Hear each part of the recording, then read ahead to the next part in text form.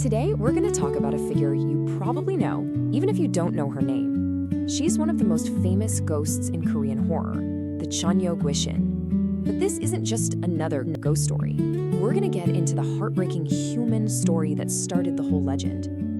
You know the look, right? Long, dark hair covering a pale face, a stark white dress. She is the absolute face of fear for so many of us. But what if I told you her rage, her story? It's not just about scaring people. It's about a life she was never, ever allowed to live. So let me ask you something real quick. Imagine it's Lee. You're walking and you have to pass that place. You know, the one everyone says is haunted. What's your gut reaction? Do you brave it and keep walking, or do you turn right back around? Let us know. That feeling, that mix of being terrified but also kind of curious, is exactly what keeps stories like this alive. All right, let's dive in. The Chanyo Gwishin is one of the most common ghosts, or Gwishin, in all of Korean folklore. Now, a Gwishin is basically a spirit that couldn't finish its purpose on Earth.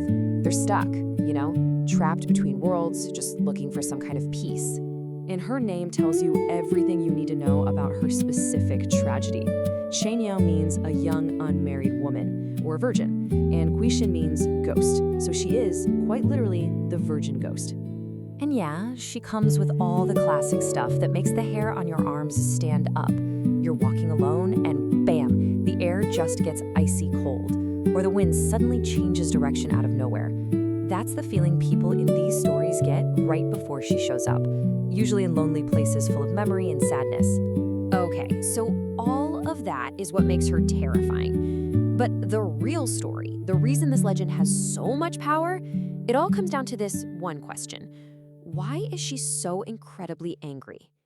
And this, right here, is where the spooky story becomes a deeply human one. To really understand her rage, we have to understand the world that created her. Her story is actually less about ghosts and ghouls and much more about a very real, historical tragedy. See, back in traditional Confucian Korea, a woman's life was laid out for her on a very, very narrow path. Her whole purpose was defined by who she served. First her father, then her husband, and if she had one, her son. So to die unmarried, without children, it wasn't just seen as sad. It was viewed as a total failure to fulfill your entire reason for existing. And her iconic look? Every single detail is a symbol of this unfulfilled life. That white dress she wears, the sabuk, that's traditional mourning clothing. And her long flowing hair isn't just for a scary effect. In that era, only married women were allowed to tie their hair up. Her entire appearance is a constant, heartbreaking reminder of the life she never had. To really get the depth of her sadness, we have to talk about a really important concept in Korean culture. It's an emotion so deep, some say it's woven into the very soul of the nation. It's called Han. Now, Han isn't just being sad or angry. It's this collective feeling of unresolved injustice. It's a deep, lingering sorrow that comes from being oppressed for a long time without any way to fight back. It's an emotion born from a long history of hardship, and it's the fuel for so many of Korea's most powerful stories. This means the Chanyo Gwishin isn't just some random angry spirit.